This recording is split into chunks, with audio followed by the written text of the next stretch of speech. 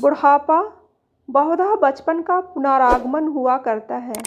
बूढ़ी काकी में जिह्वा स्वाद के सिवा और कोई चेष्टा शेष न थी और न अपने कष्टों की ओर आकर्षित करने का। रोने के अतिरिक्त कोई दूसरा सहारा ही। समस्त इंद्रियां, नेत्र, हाथ और पैर जवाब दे चुके थे। पृथ्वी पर पड़ी रहती और घर वाले कोई बात उनकी इच्छा के प्रतिकूल करते, भोजन का समय टल जाता या उसका परिमाण पूर्ण न होता अथवा बाजार से कोई वस्तु आती और न मिलती तो ये रोने लगती थी।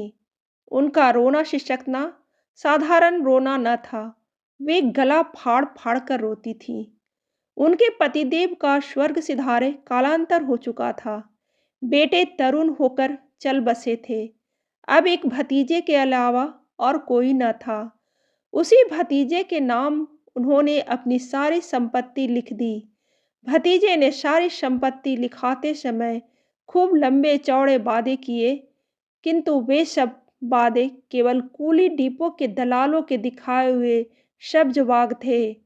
यद्यपि उस संपत्ति की वार्षिक आय 150-200 रुपये से कम न थी, तथापि बूढ़ी काकी को पेट भर भोजन भी कठिनाई से मिलता था।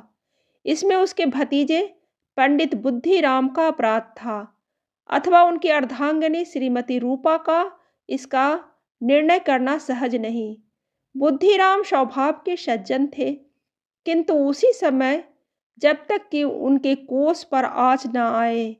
रूपा स्वभाव से तीव्र थी सही, पर ईश्वर से डरती थी। अतः बूढ़ी काकी को उनकी तीव्रता उतनी न खलती जितना बुद्धिराम की भलमनसाहत। बुद्धिराम को कभी कभी अपने अत्याचार का खेद होता था।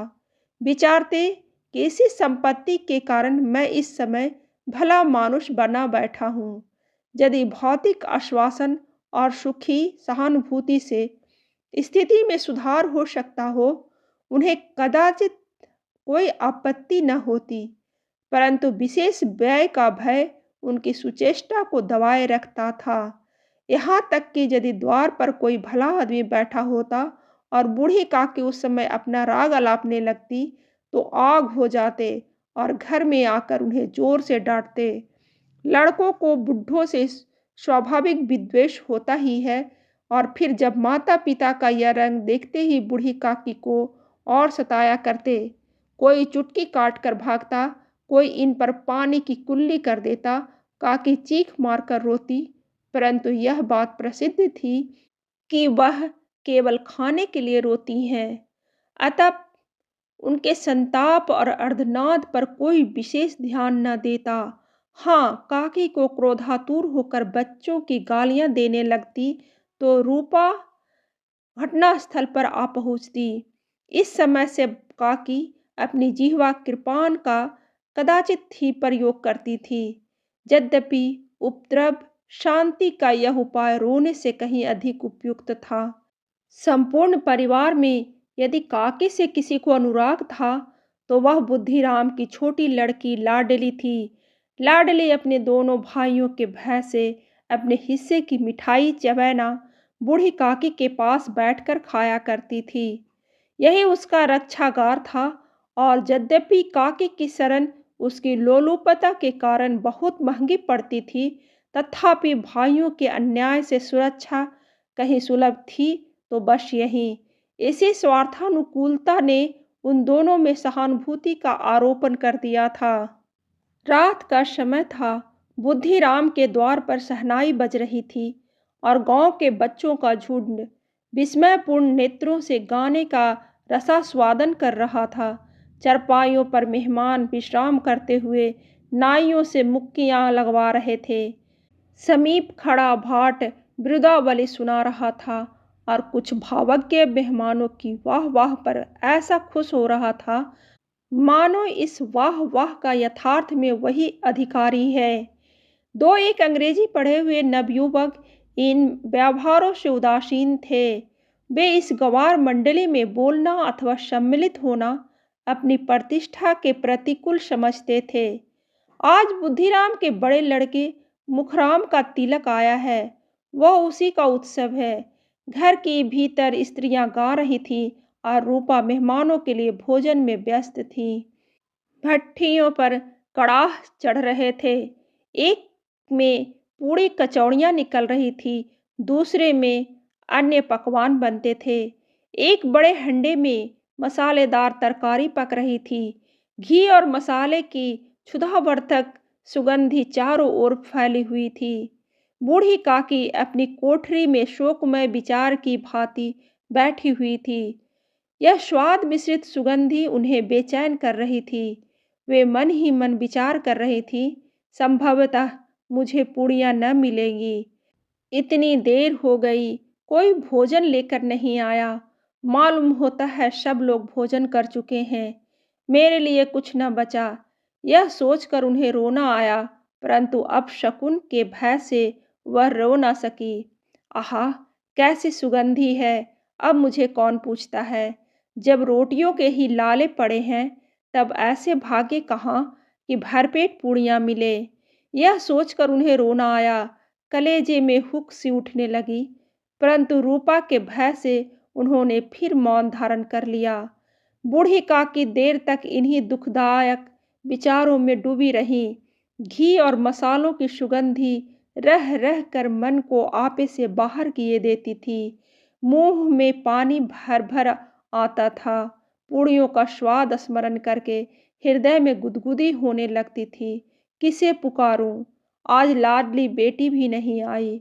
दोनों छोकरे सदा दिख दिया करते हैं, आज उनका भी कहीं पता नहीं। कुछ मालूम तो होता कि क्या बन रहा है। बूढ़ी काकी की कल्पना में पूड़ियों की तस्वीर नाचने लगी। खूब लाल लाल फूली फूली नरम नरम होगी। रूपा ने भली भांति भोजन किया होगा। कचौड़ियों में अजवाइन और इलायची की महक आ रही होगी। एक पूड़ी मिलती तो जरा हाथ में लेकर देखती, क्यों न चलकर कड़ाह के सामने ही बैठूं।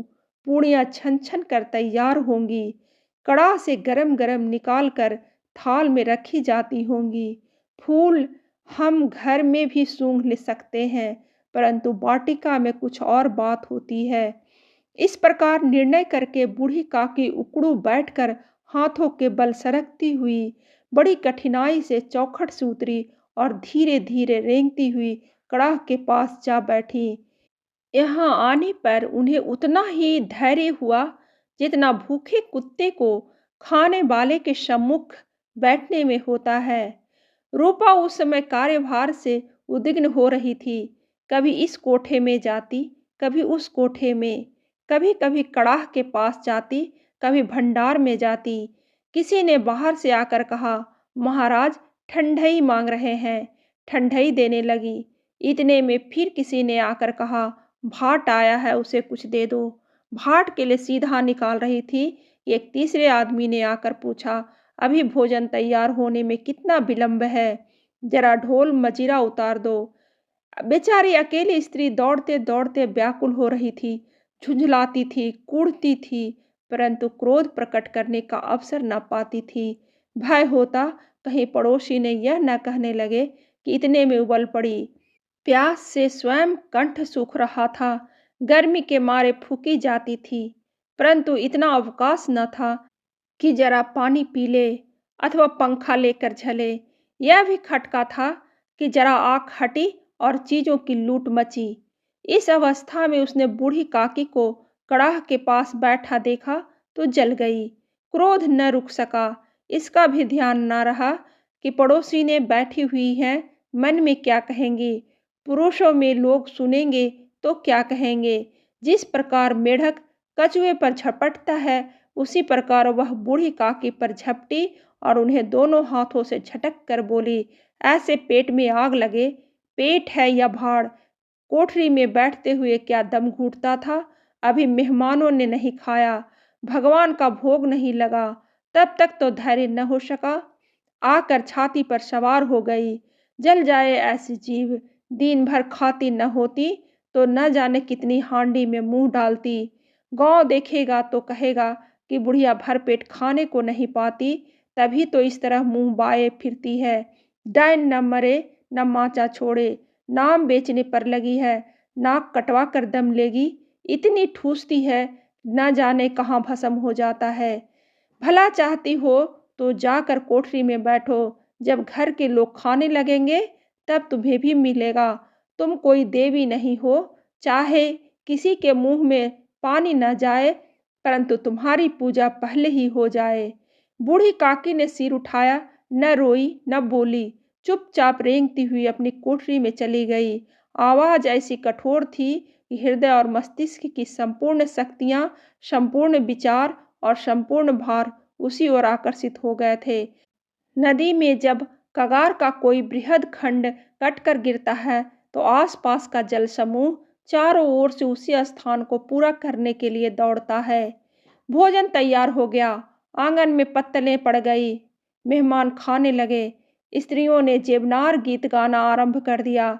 मेहमानों के नाई और सेवकगण भी उसी मंडली के साथ, किंतु कुछ हटकर भोजन करने बैठे थे। परंतु सभ्यता अनुसार जब तक सब के सब खा न चुके हों, कोई उठ नहीं सकता था। दो एक मेहमान जो कुछ पढ़े लिखे थे, सेवकों के दीर्घाहार पर झुंझला रहे थे। वे इस बंधन को व्यर्थ और बेकार की बात समझते थे। बूढ़ी काकी अपनी कोठरी में जाकर पश्चाताप कर रही थी कि मैं कहाँ से कहाँ आ गई। उन्हें रूपा पर क्रोध नहीं था, अपनी जल्दबाजी पर दुख था। सच ही तो है, जब तक मेहमान लोग भोजन न कर चुकेंगे, घर वाले कैसे खाएंगे। मुझसे इतनी देर भी न रहा गया, सबके सामने पानी उतर गया। अब जब तक कोई बुलाने नहीं आएगा, न जाऊंगा। मन ही मन इस प्रकार का विचार कर वह बुलाने की प्रतीक्षा करने लगी, परंतु घी की रुचिकर सुवास बड़ी धैर्य परीक्षक प्रतीत हो रही थी। उन्हें एक एक पल एक एक युग के समान मालूम होता था। अब पत्तल बिछ गई होगी, अब मेहमान आ गए होंगे, लोग हाथ पैर धो रहे हैं, नाई पानी दे रहा है, मालूम होता है लोग खाने बैठ गए, जेबनार गाया जा रहा है। यह विचार कर वह मन को बहलाने के लिए लेट गई। धीरे धीरे एक गीत गुनगुनाने लगी। उन्हें मालूम हुआ कि मुझे गीत गाते देर हो गई। क्या इतनी देर तक लोग भोजन कर ही रहे होंगे। किसी की आवाज़ सुनाई नहीं देती। अवश्य ही लोग खा पी कर चले गए। मुझे कोई बुलाने नहीं आया है। रूपा चिढ़ गई है, क्या जाने न बुलाए। सोचती हो कि आप भी आएंगी, यह कोई मेहमान तो नहीं जो उन्हें बुलाऊं। बूढ़ी काकी चलने को तैयार हुई, यह विश्वास कि 1 मिनट में पूड़ियाँ और मसालेदार तरकारियाँ सामने आएंगी उनकी स्वादेंद्रियों को गुदगुदाने लगा। उन्होंने मन में तरह तरह के मंसूबे बांधे। पहले तरकारी से पूड़ियाँ खाऊंगी, फिर दही और शक्कर से कचौरियाँ रायते के साथ मज़ेदार मालूम होगी। चाहे कोई बुरा माने चाहे भला, मैं तो मांग मांग कर खाऊंगी। यही ना, लोग कहेंगे कि इन्हें विचार नहीं। कहाँ करें। इतने दिन के बाद पूड़ियाँ मिल रही हैं, तो मुंह जूठा करके थोड़ी ही उठ जाऊंगी। वह उकड़ू बैठकर सरकते हुए आंगन में आई, परंतु हाय दुर्भाग्य, अभिलाषा ने अपने पूरे स्वभाव के अनुसार समय की मिथ्या कल्पना की थी। मेहमान मंडली अभी बैठी हुई थी। कोई खाकर उंगलियां चाटता था, कोई तिरछे नेत्रों से देखता था कि और लोग अभी खा रहे हैं या नहीं। कोई इस चिंता में था कि पत्तल पर पूड़ियाँ छूट जाती हैं, किसी तरह इन्हें भीतर रख लेता।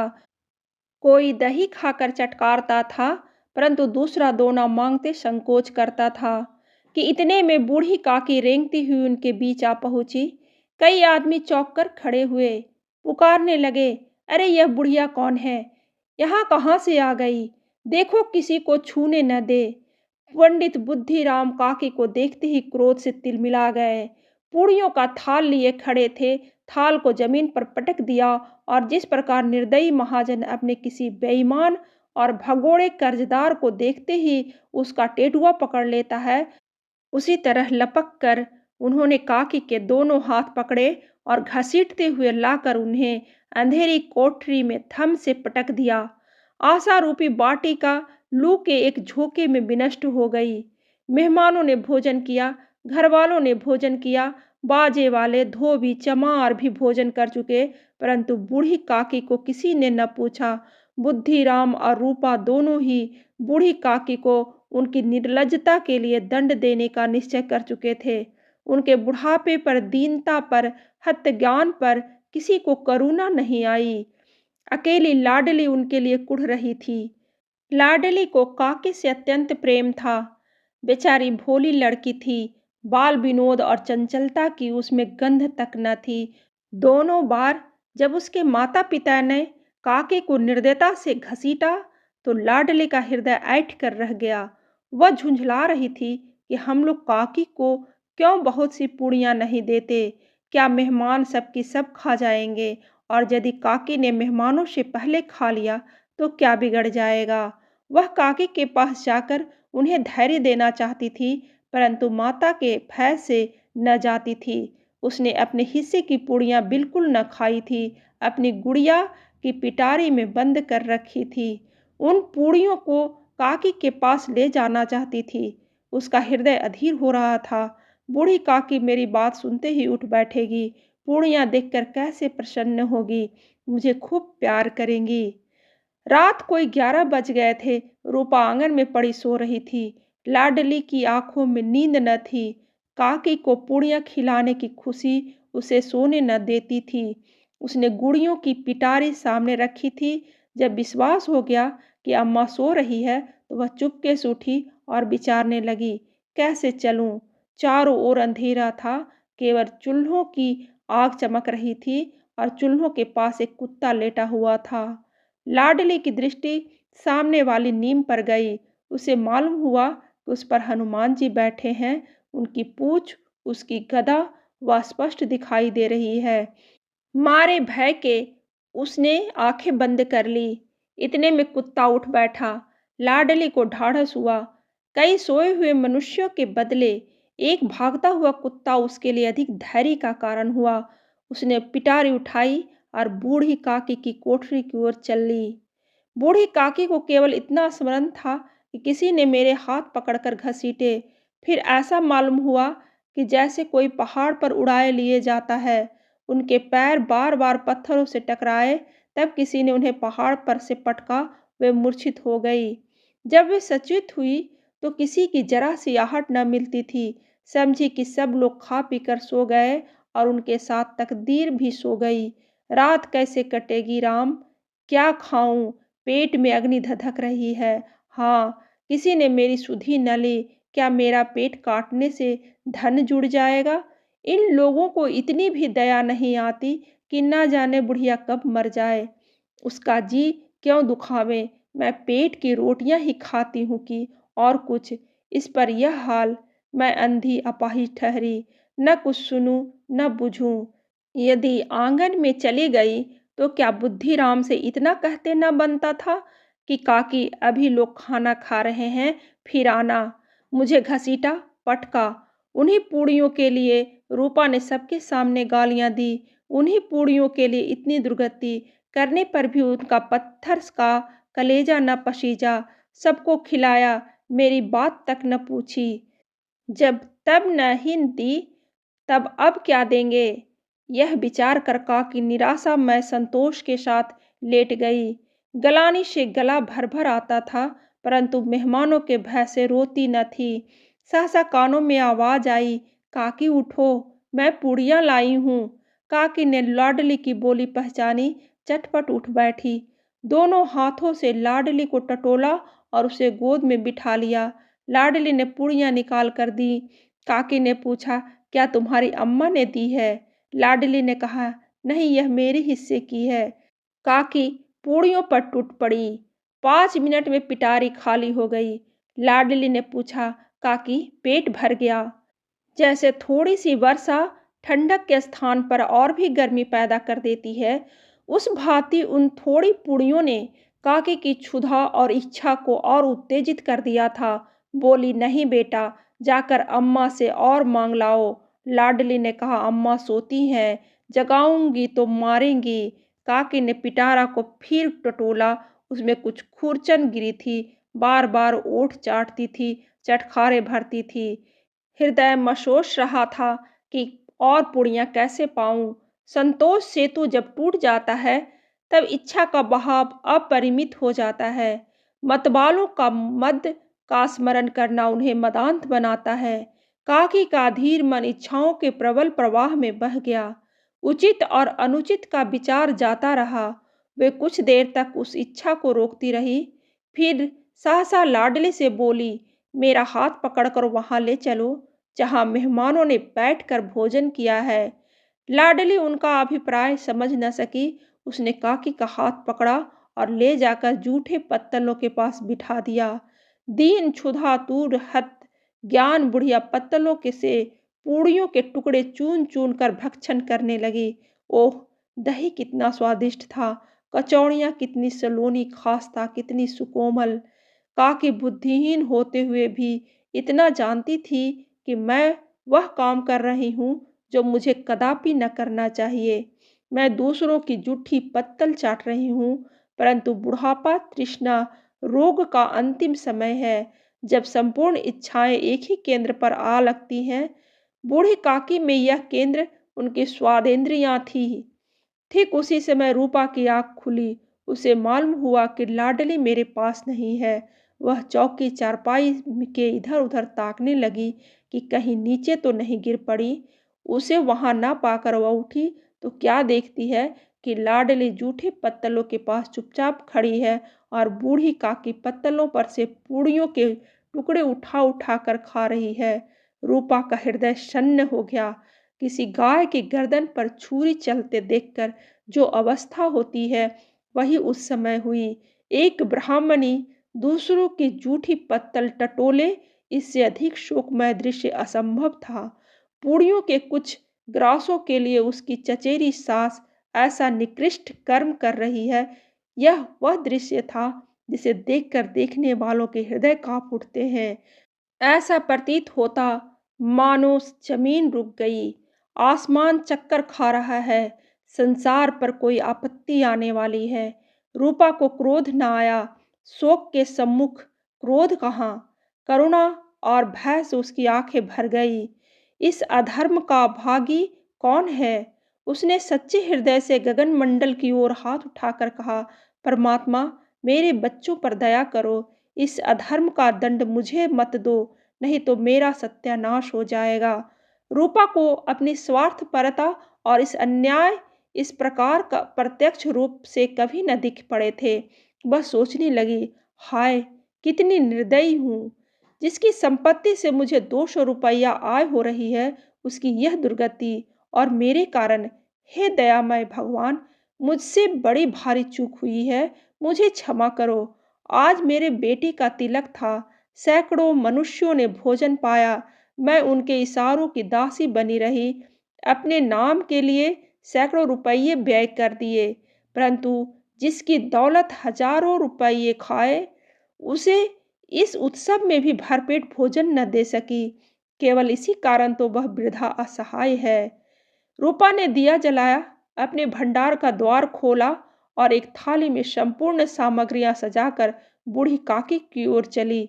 आधी रात जा चुकी थी। आकाश पर तारों के थाल सजे हुए थे और उन पर बैठे हुए देवगण स्वर्गीय पदार्थ सजा रहे थे, परंतु उसमें किसी को वह परमानंद प्राप्त न हो सकता था जो बूढ़ी काकी को अपने सम्मुख थाल देखकर प्राप्त हुआ। रूपा ने कंठारुद्ध स्वर में कहा, काकी उठो, भोजन कर लो। मुझसे आज बड़ी भूल हुई, उसका बुरा न मानना। परमात्मा से प्रार्थना कर दो कि वह मेरा अपराध क्षमा कर दे। भोले भाले बच्चों की भांति जो मिठाइयाँ पाकर मार और तिरस्कार सब भूल जाता है, बूढ़ी काकी वैसे ही सब भुलाकर बैठी हुई खाना खा रही थी। उनके एक एक रोए से सच्ची सदिच्छाएं निकल रही थी और रूपा बैठी स्वर्गीय दृश्य का आनंद लेने में निमग्न थी। कहानी अच्छी लगे तो लाइक जरूर करें और ऐसी ही कहानी सुनने के लिए सब्सक्राइब बटन दबाइए।